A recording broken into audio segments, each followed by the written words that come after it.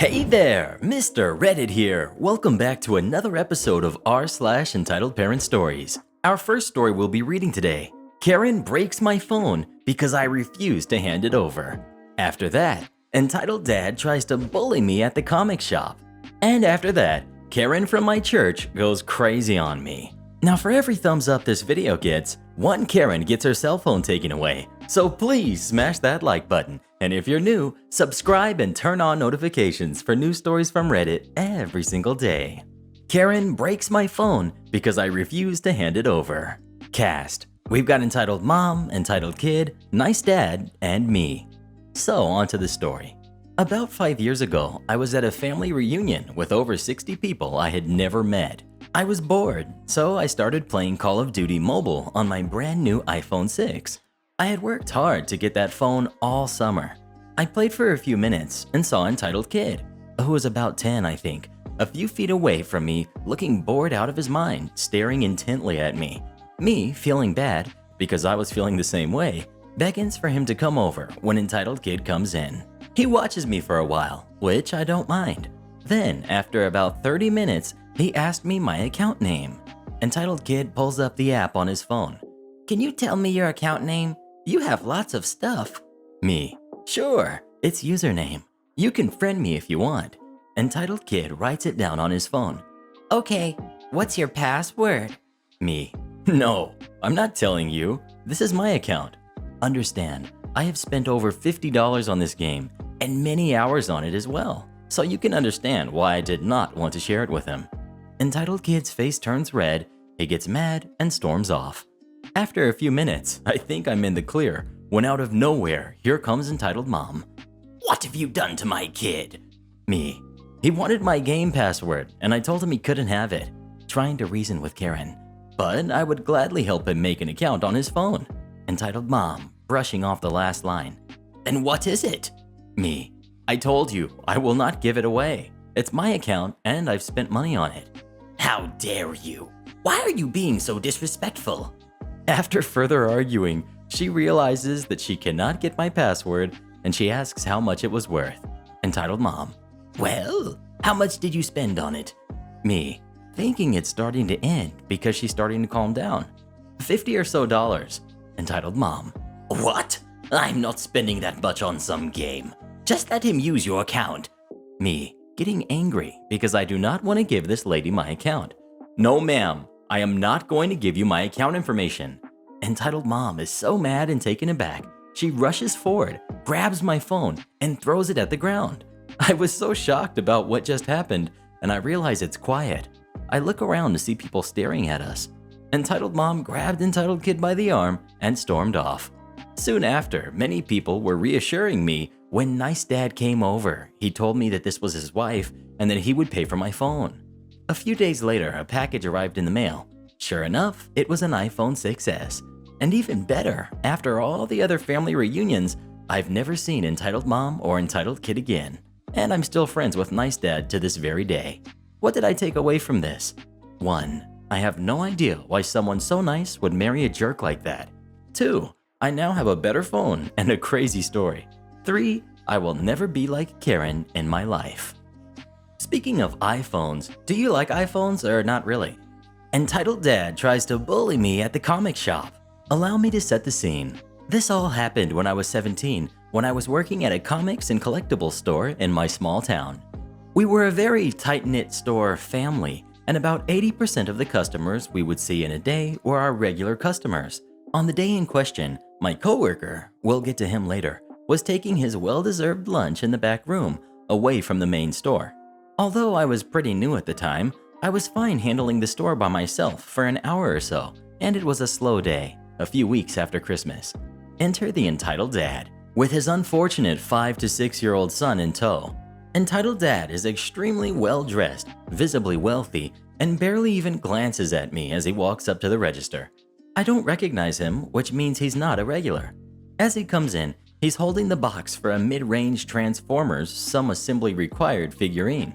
The box is open at one end, and the frames that hold the punch-out pieces are sticking out of the top, along with some of the plastic packaging and directions. I can hear loose pieces rattling around inside. He unceremoniously drops the box on the counter. We need to exchange this for another one. Now, if you know anything about small businesses, especially ones that sell collectibles, you'll know that return/exchange policies are pretty non-existent. We just don't have the profit cushion to make up for it. However, my boss is a softie, and for regulars, or in cases of broken merchandise, he sometimes makes an exception. Tentatively, I tell Entitled Dad that we don't usually do returns or exchanges, but I ask if there was a problem with the toy, and I ask if he has his receipt. Entitled Dad is already on the verge of snapping. My son and I couldn't put it together. Listen to me, I'm not asking you for a refund. We're just going to exchange it for another one. All the pieces are there. I shouldn't have to keep every receipt. I bought it here. You clearly sell these toys. And he immediately hauls his poor kid over to the shelves where we display our Transformers. Now, I don't believe for a second that all of the pieces are in that box, especially since it looks like they stuffed it all back in without trying to even make it fit. I'm a non-confrontational type of person, and my anxiety was already bad enough at this point, so I realize I am not equipped to handle this Entitled Dad. So I go get my coworker, who we'll call D. D is the kind of person that you picture when you think of "don't mess with me" energy. He used to be a tattoo artist. He's covered in ink and piercings, always wears band tees, has a dark beard, tall and fit, etc. He carries a stainless steel cane for some leg issues, but in his hands, that cane looks like a weapon. However, he's always extremely kind and professional up until the exact second that you upset him. Even I'm a little afraid of D, to be honest. I peek into the back room, already feeling terrible for interrupting D's lunch, and tell him I need his help with a customer who's demanding to return a toy. He heads back out into the main store area with me, and I see his expression go sour the moment he spots the busted open box sitting on our counter.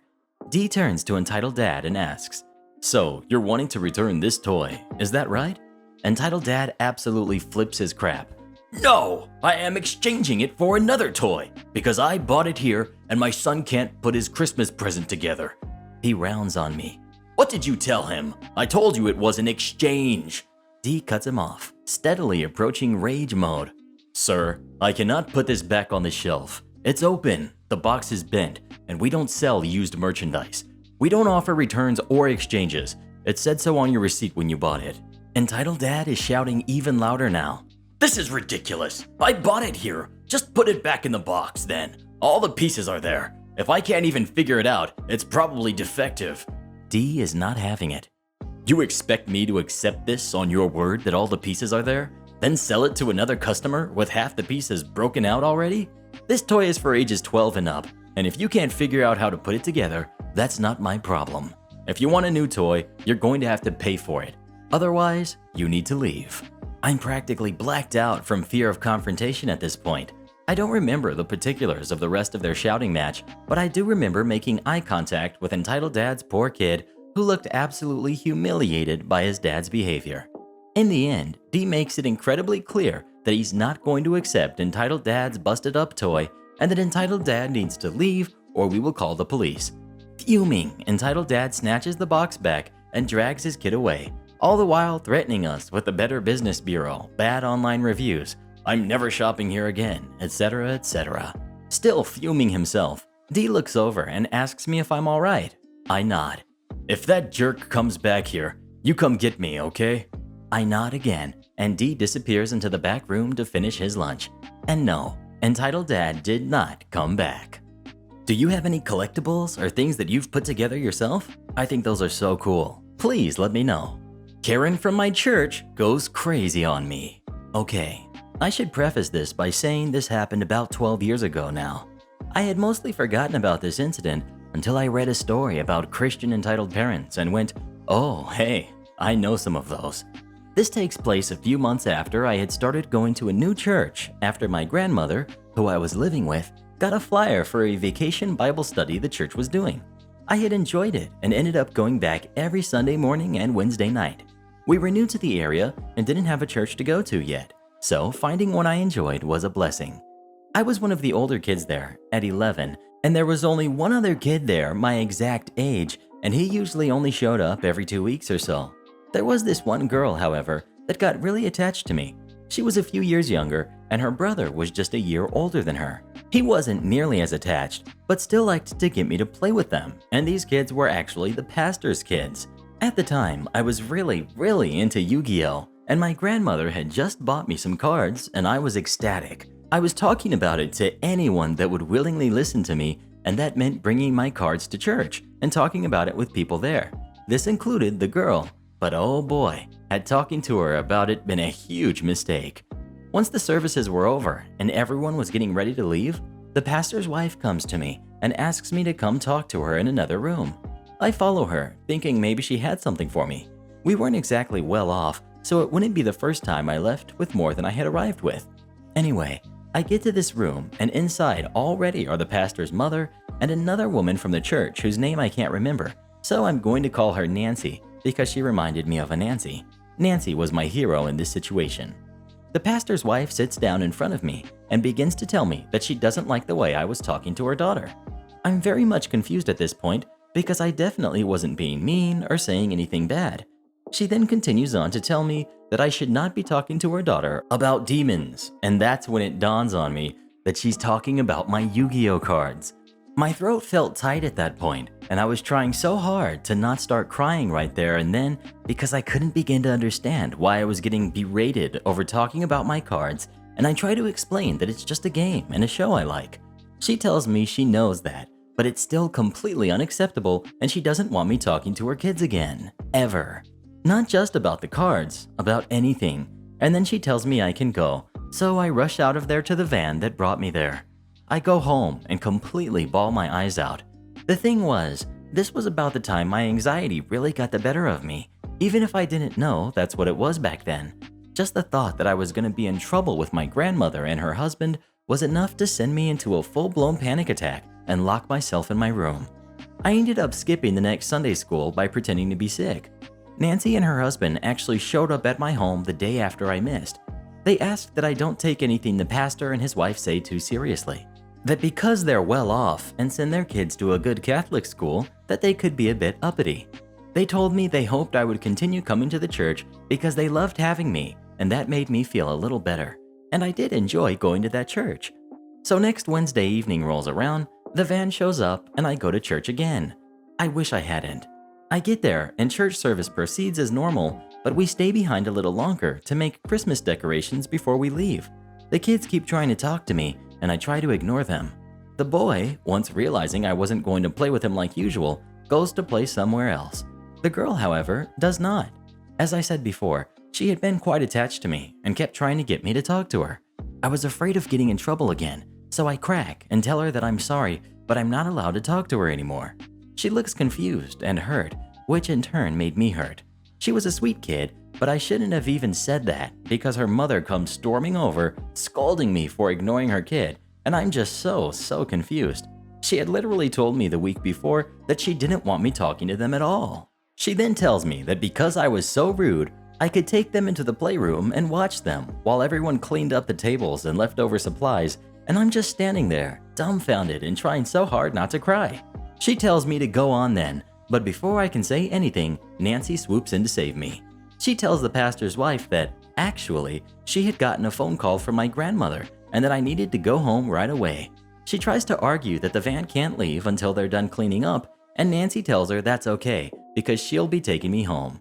I start crying as soon as we get into the car, and Nancy, the sweetheart she was, stopped at a gas station and bought me a cocoa and a donut to try and make me feel better, so I was a little less blubbery by the time I got home. In the end, I was too afraid to ever go back to that church. The next time the van came around to pick me up, my grandmother had to go out and let the drivers, who were also very good people, know that I wasn't coming this time, or ever again, while I hid under my covers, too ashamed to face them myself. I spent a long time thinking it was my fault, that what I had done was inherently wrong. I even ended up giving my cards to a friend because I couldn't look at them without wanting to throw up. This is the first time I've told anyone outside of my grandmother about this situation. Obviously, looking back now, I know I was no way in the wrong, and the pastor's wife in no way made sense with the way she treated me. Speaking of Yu-Gi-Oh, did you ever have Yu-Gi-Oh cards of your own? Or how about Pokemon cards? Entitled Parent tries to take my lightsaber. So, I practice lightsaber fighting as a hobby and have been for about 3 years. Being a lightsaber, I prefer to practice in the dark because I enjoy the lighting. Before then, I'd had a stick that I put a handle and duct tape on for practice. A couple years ago, I finally got a lightsaber from Ultra Sabers for about $100 and got really into my practice.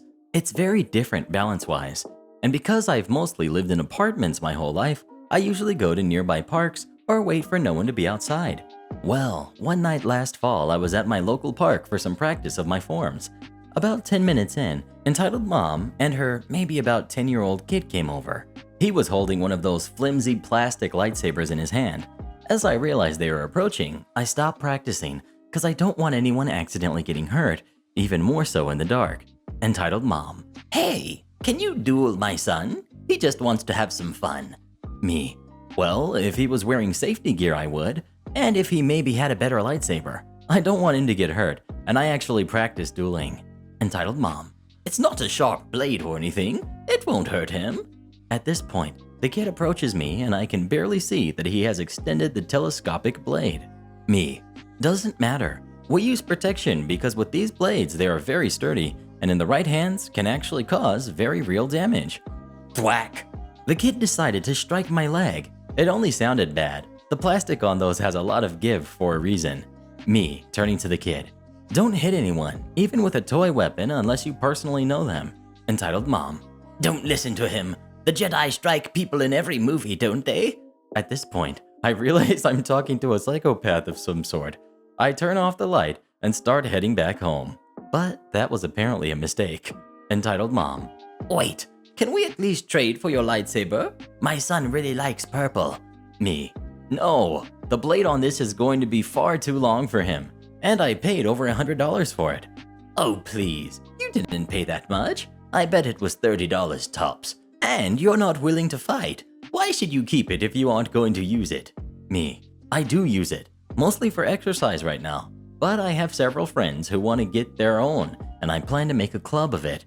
And I've practiced the combat steps for almost 3 years.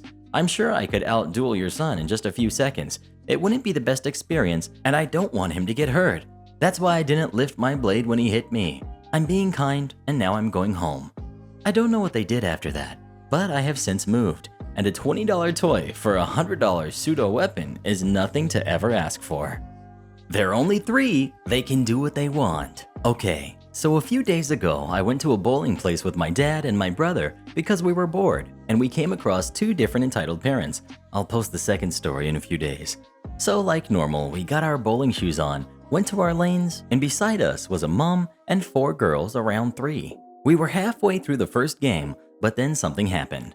Cast. We've got me, we've got my brother, we've got my dad, we've got entitled kids, entitled mom, and the bowling employee.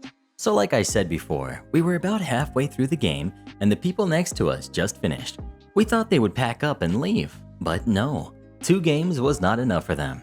Entitled kid 1. "Why don't we race the bowling balls down the lane? That would be fun." Entitled kid 2. "Okay." So they grab a few balls and do exactly what they said. Now, I don't have a problem with what they were doing, but after they rolled down the lane, the balls would get stuck, and since we were sharing the balls, we didn't have many balls left. So my dad got up and politely says, "Excuse me, girls, the balls you are rolling down the lane are getting stuck, and we can't use them anymore. So could you please stop?" Entitled kids. "Okay." So we continue playing with half of these balls, but then the girls start doing it again. So a bowling employee tells them to stop, but they keep on doing it as soon as the employee leaves. Now my dad is mad, so he gets up again, but instead this time he talks to the entitled mom. "Dad, excuse me, your kids are getting the ball stuck, and I have already asked them to stop, but they haven't. Can you ask them to stop?" Entitled mom. "They're only 3, they can do what they want, so I don't care if you want them to stop. Buzz off." Her language kind of surprised me at this point, and there was only 1 ball left. So I get up to get it before the kids can take it again, but entitled mom can see me doing it and trips me. Me. "Ouch.